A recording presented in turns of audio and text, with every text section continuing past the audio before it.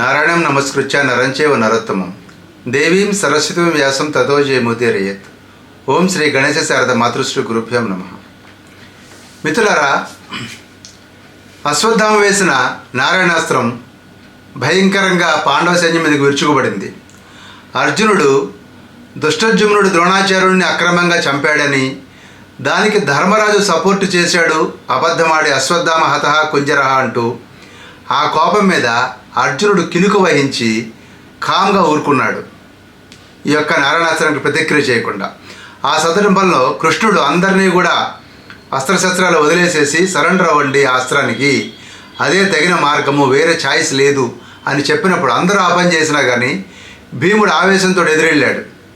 అప్పుడు భీముడిని నారాయణాస్త్రం చుట్టుముట్టి అతన్ని అస్త్ర పంజరంలో బంధించి వేసింది నారాయణాస్త్రం. భీముడు మరణించే పరిస్థితి ఉంది.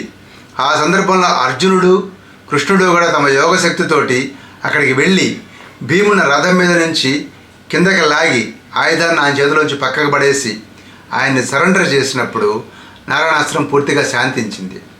దాంతో దుర్యోధనుడు చాలా డిసప్పాయింట్ అయిపోయి, ఓ అశ్వత్థామ, ఇంకొకసారి నారాయణాస్త్రం ప్రయోగించి వాళ్ళందరూ చచ్చిపోతారు అని అన్నాడు.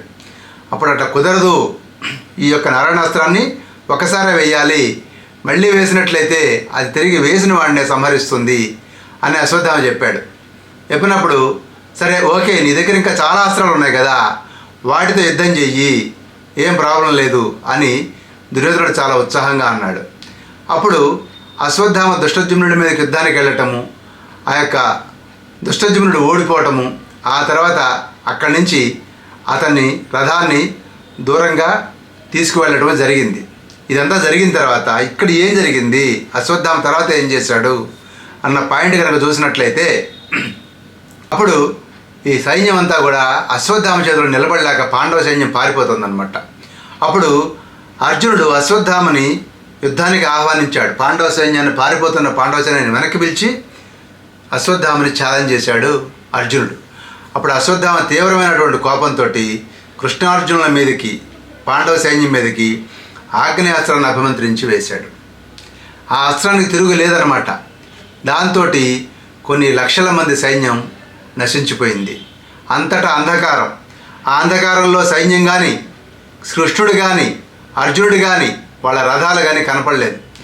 దాంతో అందరూ కూడా కౌరవ సైన్యం కానీ, పాండవ సైన్యం కానీ, అశ్వత్థామ కానీ ఏమనుకున్నారంటే కృష్ణుడు, అర్జునుడు, అదేవిధంగా కొన్ని లక్షల మంది సైన్యం నశించిపోయారు అని అనుకున్నారు. నిజంగానే నశించిపోయారు. అక్షౌహిణి సైన్యం ఆ ఒక్క అస్త్రంతో నశించిపోయారు. అంత మహాస్త్రం అన్నమాట అది. అది నశించిన తర్వాత వెంటనే అంధకారం తొలగగానే కృష్ణార్జునులు కనపడ్డారు శంఖధ్వానం చేస్తూ. అప్పుడు అర్జునుడు ఏం చేస్తాడంటే అన్ని శస్త్రాస్త్రాలకు ప్రతినిరోధకమైనటువంటి బ్రహ్మాస్త్రాన్ని ప్రయోగించాడు. అంటే అన్ని అస్త్రాలు ఉపశమిస్తాయి ఎక్సెప్ట్ కొన్ని అస్త్రాలు తప్ప.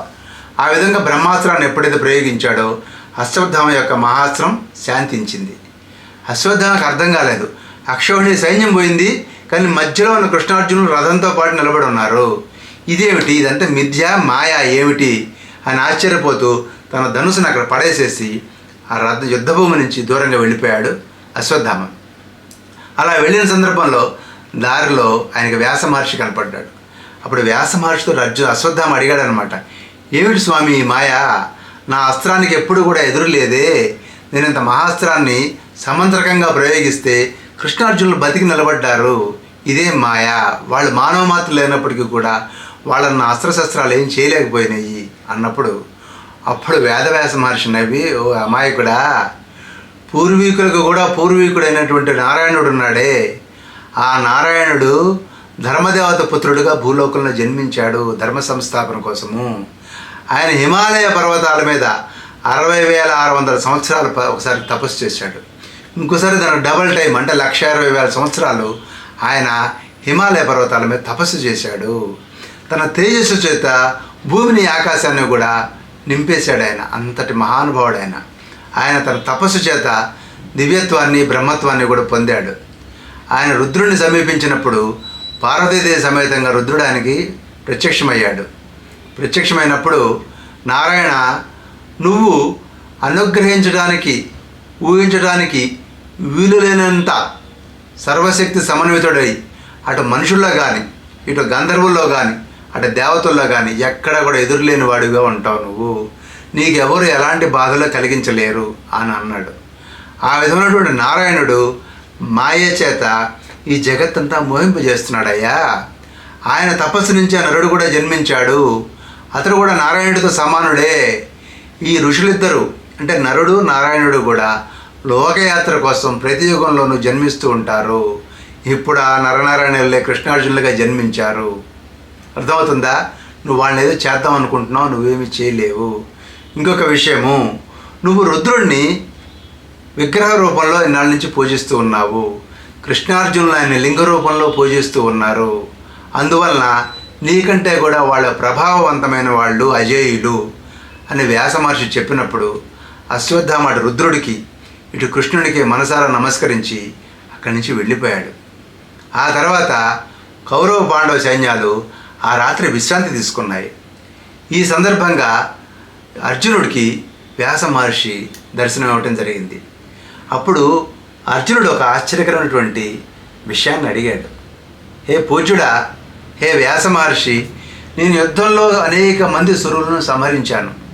ఇదంతా నేనే చేశాను అనుకుంటున్నాను. కానీ నేను యుద్ధం చేసేటప్పుడు నా ముందు సూర్యుడైనటువంటి ఒక శూలధార అయినటువంటి అగ్ని సమానుడైనటువంటి ఒక పురుషుడు నా ముందు శూలం ఎత్తుకుని తిరుగుతున్నాడు. ఆయన శూలం ఇటెత్తి ఇటుపోతే అటువైపు సైన్యం నశించిపోతుంది, ఇటు వెళ్తే ఇటువైపు సైన్యం నశించిపోతుంది. వాళ్ళందరినీ కూడా నేనే సంహరించాను, నా బాణాలతోనే వాళ్ళు చనిపోతున్నారు అనుకుంటున్నాను. కానీ కాదు, ఆయన భూమికి ఎత్తులో గాలిలో ఆయన పయనిస్తూ తన శూలంతో కొన్ని లక్షల మందిని సంహరిస్తున్నాడు. ఆయన శూలం నుంచి అనేక రకాల అనేకమైన శూలాలు కూడా బయటకు వచ్చి అవన్నీ కూడా అనేక మంది సైన్యాన్ని సంహరిస్తూ ఉన్నాయి. ఏమిటి మాయా, అసలు ఆయన ఎవరు అన్నప్పుడు అప్పుడు వ్యాస మహర్షి నవ్వి, అర్జున, నువ్వు సైంధవుడిని సంహరించడం కోసం శపథం చేసావు, గుర్తుందా? ఆ శపథం చేసిన రోజు రాత్రి కృష్ణుడు నిన్ను కైలాసానికి తీసుకెళ్ళాడు. నువ్వు అది స్వప్నం అనుకుంటున్నావు, గమనిస్తున్నావా? కానీ వ్యాసుడికి అర్థమైంది.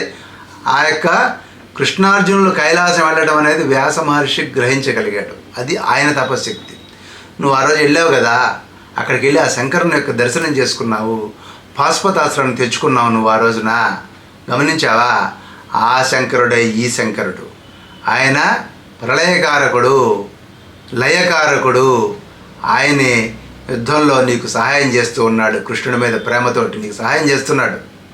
అందువలన ఆయన సర్వలోకేశ్వరుడైనటువంటి ఆ పరమశివుడిని నువ్వు శరణ పొందవయ్యా ఆయన చెప్పనేసేసి రుద్రుని యొక్క మహత్యం వర్ణించడమే కాకుండా అనేక రకాల నామాలను కూడా ఈ వ్యాస మహర్షి ఉపదేశం చేసి అప్పుడు చెప్పాడనమాట, అర్జున, వెళ్ళి యుద్ధం చెయ్యి. నీకు మంత్రిగా రక్షకుడిగా శ్రీకృష్ణ పరమాత్మ పక్కన ఉన్నప్పుడు నీకు పరాభవం అనేది లేనే లేదు. ఆనందంగా సంతోషంగా యుద్ధం చెయ్యి.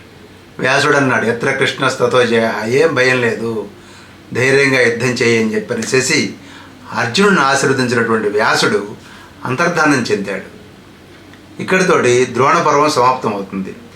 ఎస్పెషల్లీ అశ్వత్థామ యొక్క పరాక్రమం ఈ ద్రోణ పర్వంలో మనం చూసినట్లయితే 11 అక్షౌహిణీల సైన్యంలో ఒకే ఒక అక్షౌహిణీ సైన్యాన్ని డైరెక్ట్గా ఆగ్నేయాస్త్రంతో చంపడమే కాకుండా అనేక లక్షల మంది సైన్యాన్ని అశ్వత్థామ తన యొక్క నారాయణాస్త్రంతో చంపడం జరిగింది. ఇదంతా కేవలం ద్రోణ పర్వంలో తన తండ్రి మరణించాడనేటువంటి బాధతోటి అశ్వత్థామ ఇంత వినాశనానికి పూనుకున్నాడు. నిజానికి అశ్వత్థామకి కృష్ణుడన్న, అర్జునుడన్న, పాండవులన్న అత్యంత ప్రీతి. అటు పక్కన ద్రోణాచార్యుడికి ఎంత ప్రేమో అశ్వత్థామ కూడా అంతే ప్రేమ. అయితే యుద్ధరంగంలో మాత్రం తాను ఉప్పు పులుసు దుర్యోధనుడు తింటున్నాడు కాబట్టి దుర్యోధనుడి కోసం సిన్సియర్గా యుద్ధం చేసే ప్రయత్నం చేశాడు అశ్వత్థామ. ప్రత్యేకించి ఈ యొక్క ద్రోణాచార్యుడి మరణంతో అతన్ని రెచ్చగొట్టినట్టుగా అయింది. దాంతో అతడు వీరవిహారం చేసి బ్రాహ్మణుడైనా కానీ అస్త్రశస్త్రాలతోటి పాండవ సైన్యాన్ని సర్వనాశనం చేయడం జరిగింది ఆ రోజున. ఆ తర్వాత మర్నాడు ఏం జరిగింది అంటే కర్ణ పర్వం ప్రారంభమైంది.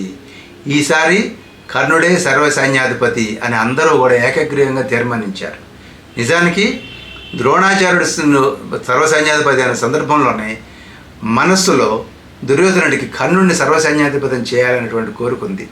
కానీ కర్ణుడే స్వయంగా అంటాడు, మన గురువు గారు అస్త్ర గురువు అయినటువంటి ద్రోణాచార్యుల వారే మనకు సైన్యాధిపతి, ఆయన తర్వాత ఎవరైనా అని అన్న సందర్భంలో ద్రోణాచార్యుడిని సర్వసైన్యాధిపతిగా చేయగా 5 రోజుల పాటు అనితర సాధ్యమైన యుద్ధం చేసి ఆయన బ్రహ్మలోకం చేరాడు. ఇక అప్పుడు అందరితో కలిసినటువంటి సమావేశంలో దుర్యోధనుడు కర్ణుడిని సర్వసైన్యాధిపతిగా నియమించగా అందరూ కూడా బ్రహ్మాండంగా ఉంది ఆలోచన, కర్ణుడే మనకు సర్వసైన్యాధిపతి, ఆయన నేతృత్వంలోనే మనం పాండవులను సమూలంగా నాశనం చేద్దాము అని సైన్యం అంతా తీర్మానించుకుంది. ఈ విధంగా జరిగిన తర్వాత ఒకళ్ళు చప్పట్లు కొట్టారు, ఒకళ్ళు ఆనందంతో షేక్ హ్యాండ్లు ఇచ్చారు, ఒకళ్ళు సంతోషంతో ఉప్పొంగిపోయారు. ఇలా రకరకాలైనటువంటి ఎక్స్ప్రెషన్స్ ఇచ్చారు ఈ యొక్క కౌరవ సైన్యంలో ఉన్నటువంటి ముఖ్యులైనటువంటి వీరులందరూ కూడాను. ఆ తర్వాత మర్నాటి యుద్ధానికి ఏం చేయాలి అనేది ఆ రోజు రాత్రే ప్లాన్ చేసిన సందర్భంలో కర్ణుడితోటి దుర్యోధనుడు అన్నమాట, ఇప్పుడు సైన్యాధిపత్యం వహించగలిగిన వాడు నువ్వు ఒక్కడవే కాబట్టి ఇంతకుముందు భీష్ముడిని ద్రోణుడిని సైన్యాధిపతిని చేశాము, వాళ్ళు పాండవ పక్షపాతంతో యుద్ధం చేశారు, వాళ్ళు పాండవులను రక్షించారని నా అభిప్రాయము, అందువల్లనే ఒకళ్ళని దుష్టజుమ్నుడు చంపాడు, ఒకళ్ళని శిఖండి చంపాడు, ఇద్దరి చేతుల్లో వాళ్ళకి కావాలని మరణించినట్టుగా నాకు అనిపిస్తుంది ఒక విధంగా. ఇప్పుడు నువ్వు నాకు విజయం చేకూర్చాలి అని కర్ణుడిని ప్రాధేయపడ్డాడు దుర్యోధనుడు. ఈ మాట చెప్తున్నటువంటి సంజయుడు ధృతరాష్ట్రుడితో అన్నాడనమాట, రాజా భీష్ముడు కొట్టబడ్డాడు, ద్రోణుడు కూలిపోయాడు, అయినా కానీ నీ కుమారుడు కర్ణుడు ఏదో విజయం సాధించి పెడతాడు, తవి తలకెత్తుతాడు అనేటువంటి బలమైన ఆశతో ఉన్నాడు, అందువల్లనే కర్ణుడిని సైన్యాధిపతిగా నియమించి చాలా ఎక్కువ ఎక్స్పెక్టేషన్తో ఉన్నాడు నీ కుమారుడు అన్నప్పుడు కర్ణుడు కూడా సైన్యాధిపత్యాన్ని అంగీకరించి నేను కృష్ణుడిని పాండవులను కూడా తప్పకుండా సంహరిస్తాను, యూ డోంట్ వర్రీ అని చెప్పనేసి దుర్యోధనుడికి ధైర్యం చెప్పాడు. అప్పుడు ఆయనకి కర్ణుడికి యథావిధిగా సైన్యాధిపతిగా అభిషిక్తుడిని చేయడం జరిగింది. అతడు కుమారస్వామిలాగా ప్రకాశించాడని చెప్తాడు వ్యాస మహర్షి. ఆ తర్వాత ఆ రోజు రాత్రే ఇప్పుడు సైన్యాధిపతి అయ్యాడు కాబట్టి కొత్త ఉత్సాహం ఉరకలేస్తోంది కర్ణుడికి.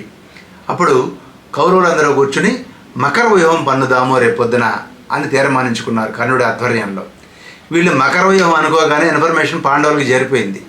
వాళ్ళు వెంటనే మనం మకర వ్యూహాన్ని అర్ధచంద్ర వ్యూహంతో మనం దాన్ని ఎదుర్కొందాము అని వాళ్ళు కూడా నిర్ణయించుకోవడం జరిగింది. ఆ తర్వాత నెక్స్ట్ ఎపిసోడ్లో కర్ణుని ఆధ్వర్యంలో కౌరవ సైన్యం ఎలాంటి పెర్ఫార్మెన్స్ ఇచ్చింది, పాండవ సైన్యం దానికి ఎలా బదులిచ్చింది అనేది నెక్స్ట్ ఎపిసోడ్లో తెలుసుకుందాం. స్వస్తి.